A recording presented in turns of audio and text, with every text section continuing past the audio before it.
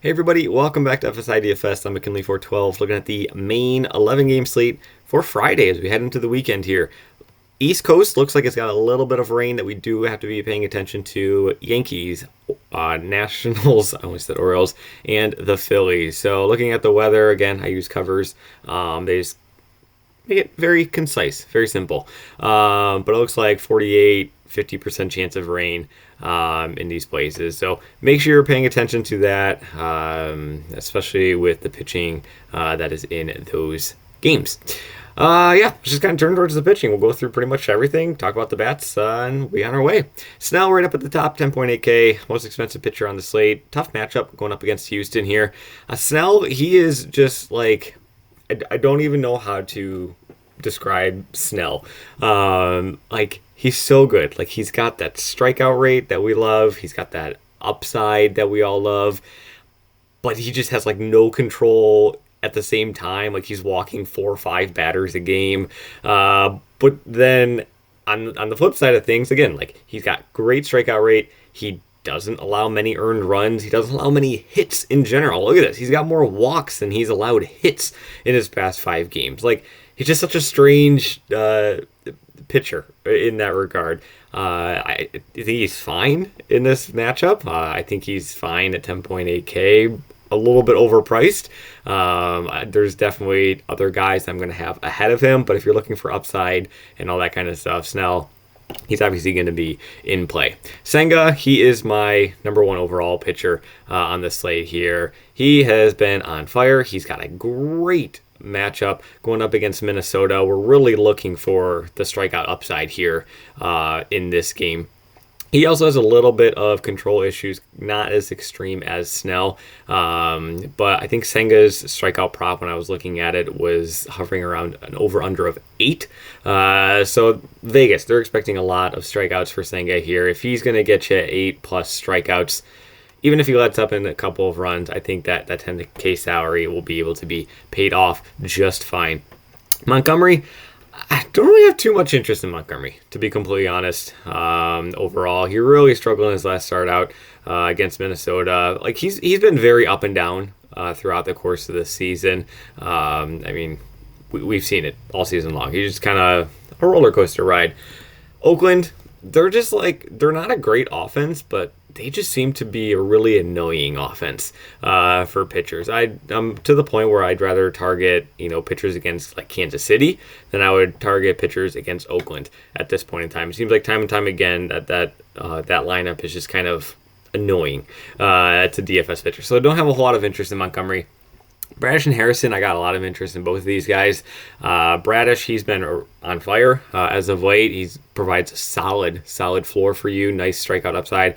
The only issue is he's a right-handed pitcher against Boston, and they just have so many solid lefties in their lineup. It is a little concerning. Harrison, going up against Colorado, I actually have him right behind Senga, which sounds odd.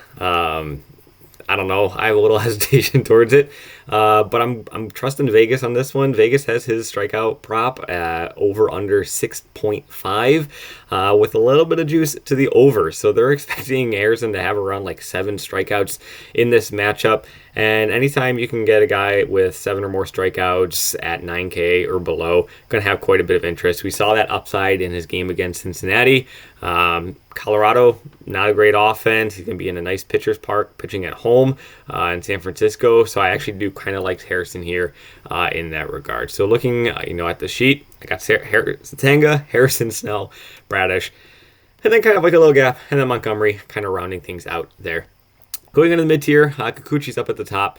I already mentioned, I'd much rather target guys against Kansas City than Oakland at this point in time.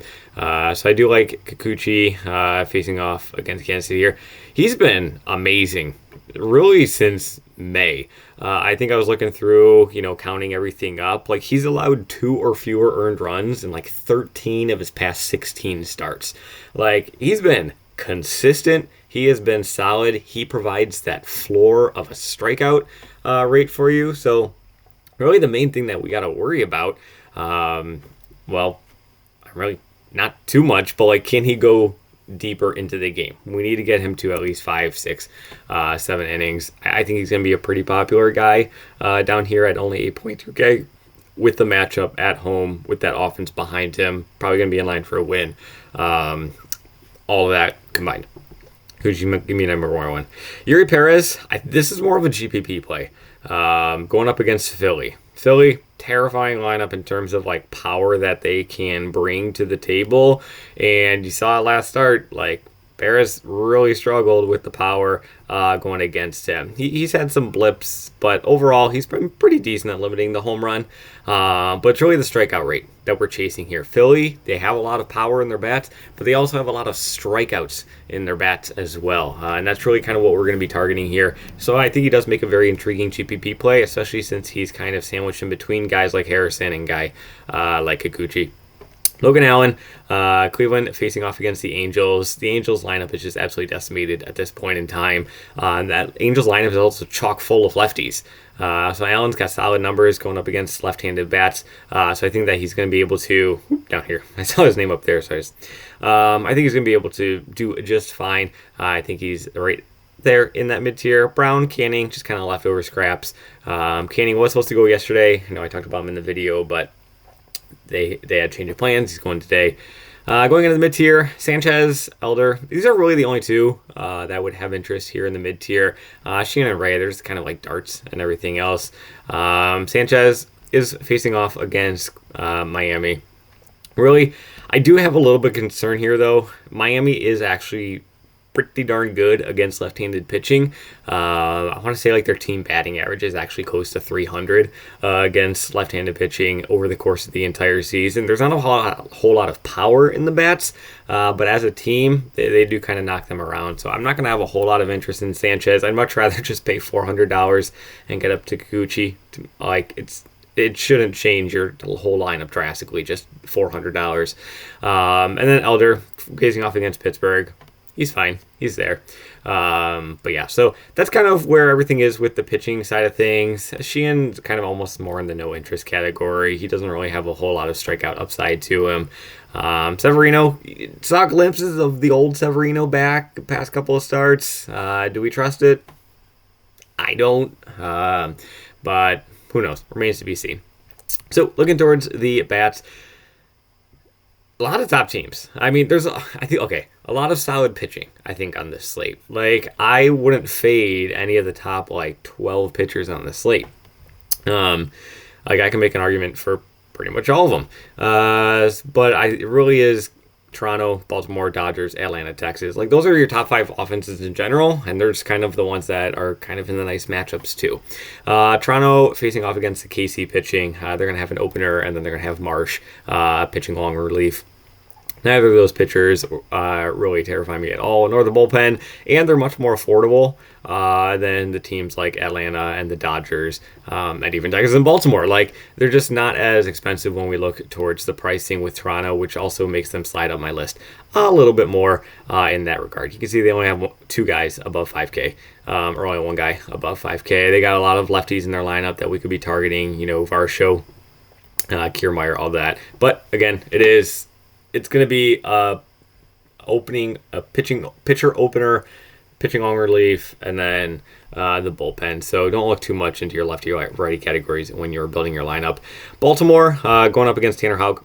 Houck, he's got some home run issues. He's pitching in that small ballpark in Boston. He has been fairly decent at home, all things considered. But again, I do like the price points and how this offense just kind of generates in general. I do think that Toronto and Baltimore are going to be my top 2. Dodgers and Atlanta, I think they are going to do really well. I just worry about the price tags on them. They're just so expensive. And honestly, there's not a lot of pitching to below 8K. So I think you are going to be paying up for pitcher on this slate, which is going to make Atlanta and the Dodgers extremely difficult to get to. But we're into the GPP. I really like the Mets. I really like Philadelphia. Philadelphia kind of already hinted at them. Yuri Perez, we're really looking more for the strikeout upside with him, but he can allow quite a few home runs. And that's what the Philly bats do. They're either going to hit a home run or they're going to strike out. just kind of the basis of their lineup. They have been coming on as of late, so I kind of like them a little bit more, which is kind of why they're up top in the GPP. The Mets, though, are the number one GPP interest of mine. Let me highlight them. Boom, there we go. Facing out against Dallas Keuchel. Do not be scared of Dallas Keuchel at all. His strike, I didn't even look at his strikeout prop. Honestly, his strikeout over under is probably like 2, maybe. He's just a very high contact pitcher. And say the Mets get into some nice BABIP luck, like they could go off the rails here. So I really do like the Mets. They're also extremely affordable. Not a single guy above 5K. Alonso, Lindor, even Nimmo in a lefty right. Like, you really can't go wrong. Mauricio. I just remember this guy being like the spring training darling, and he's finally back up with the lineup, and he's doing very well. So Ronnie Mauricio, he's going to be a guy that you're going to be wanting to have interest in. Like I said, spring training, he was lighting it up. So 3.2K, extremely affordable. Honestly, if you want to put Mauricio in like your cash build for like, a value play, I would totally understand that. Oakland cheap, San Francisco cheap, just be paying attention to that bullpen. Milwaukee going up against Severino, they're very affordable. And yeah, leverage spot, Miami, really good against left-handed pitching. I already talked about that, so I do think they can be kind of intriguing. The issue is just that it's such a large slate. There's so many different ways to go, and they really don't bring you too much home run upside. Like, it's in there. It's in there, especially now that Jazz is back. Like, there is home run upside, but I think just overall as a stack, it's a little bit limited. But still, I do think that they could be a nice leverage play, because I do think that people could be looking for some value in pitching, and maybe pay down to Kikuchi and Sanchez, and then so that they can get up to these top bats. They're probably going to go pretty under-owned with that. So thanks for watching. Really do appreciate it. Good luck in your contest as always. And yeah, we'll see you tomorrow.